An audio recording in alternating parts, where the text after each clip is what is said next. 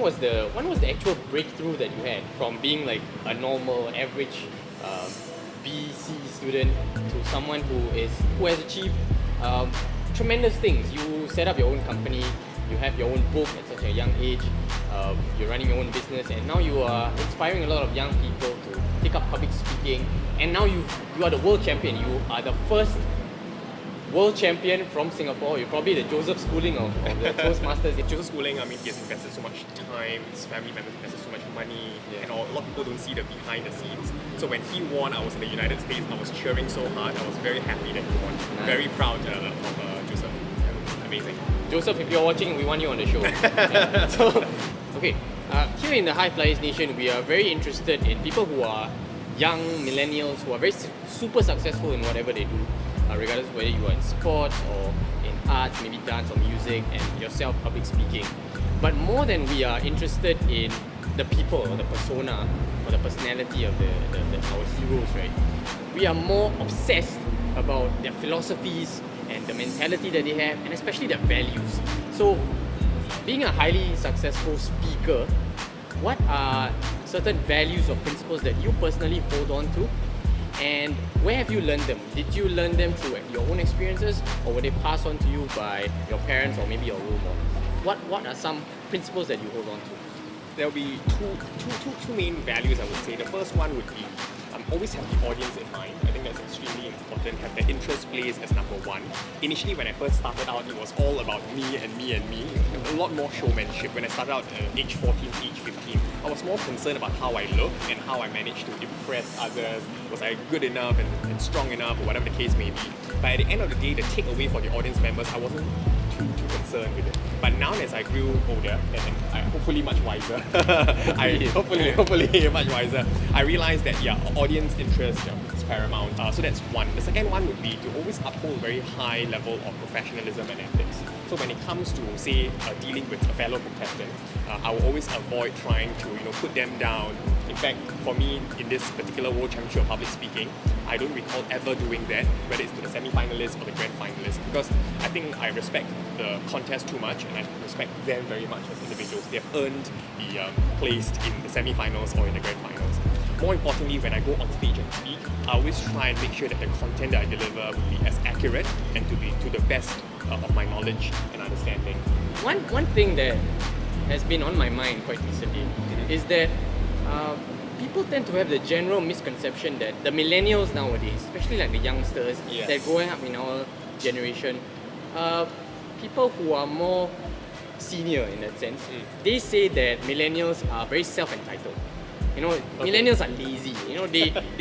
They use up their parents' money to go to the highest level of education, and they're very fickle-minded. They try to do this, do that, do this, do that, but they don't really get anywhere in life. What's your take on that? Well, I would say the millennials, and especially for the younger generation, we are now in a time where we are given technology, we are given the best resources so far to make a difference and to really pursue our passion. Long gone are the days where we have to stay in one particular job and then to make sure that we have to go through the daily drudge and task. Making your first million or making your first billion would not have to go through the same traditional pathway. There are so many different ways to test things out. For example, even coming out with a digital product or coming out with a new app, a new game can help you make a million in just a very short period of time. So you don't necessarily have to be age 30 or age 35. We have seen millionaires and billionaires at age 20 plus. Like, for example, the founder of Facebook, Mark Zuckerberg.